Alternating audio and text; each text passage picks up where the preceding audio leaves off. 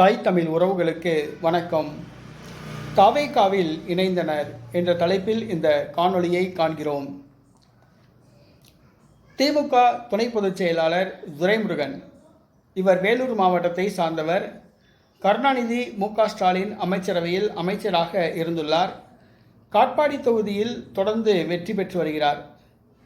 இவர் 1991ஆம் ஆண்டு மட்டும் தோல்வியடைந்தார். மற்றபடி அனைத்து தேர்தல்களிலும் வெற்றி பெற்று வருகிறார். தற்பொழுது இவர் நீர்வளத்துறை அமைச்சராக உள்ளார்.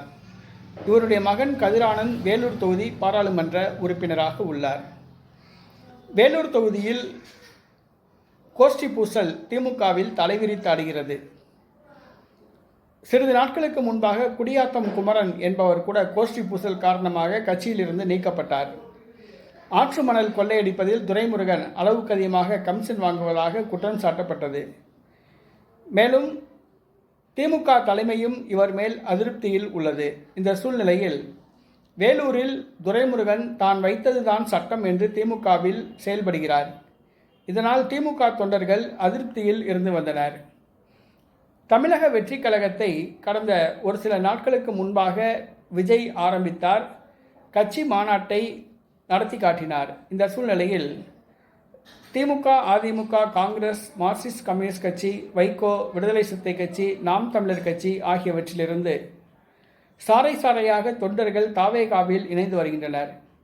தற்பொழுது திமுகவிலும் ஏறத்தாழ ராஜாகுப்பம் என்ற ஊராட்சியில் 1000 திமுக தொண்டர்கள் திமுகவிலிருந்து விலகி தாவேகாவில் இணைந்தனர். அதாவது திமுக பொதுச் செயலாளர் துரைமுருகன் சொந்த மாவட்டத்திலேயே 1000க்கும் மேற்பட்ட திமுகவினர் திமுகவிலிருந்து விலகி தமிழக வெற்றி கழகத்தில் இணைந்தனர். இது திமுக தலைமைக்கு மிகுந்த அதிர்ச்சியை ஏற்படுத்தியுள்ளது. ஏற்கனவே கடந்த முறை மிகவும் குறைவான வாக்குகள் வித்தியாசத்தில்தான் துரைமுருகன் வெற்றி பெற்றிருந்தார்.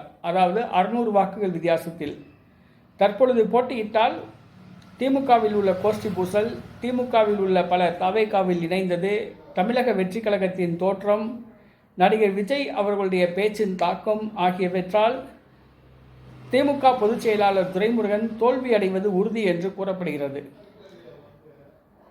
வேலூர் மாவட்டத்தில் திமுகவினர் விலகி தாவேகாவில் இணைந்தது திமுக தலைமைக்கு மிகுந்த ஒரு அதிர்ச்சியை கொடுத்துள்ளது.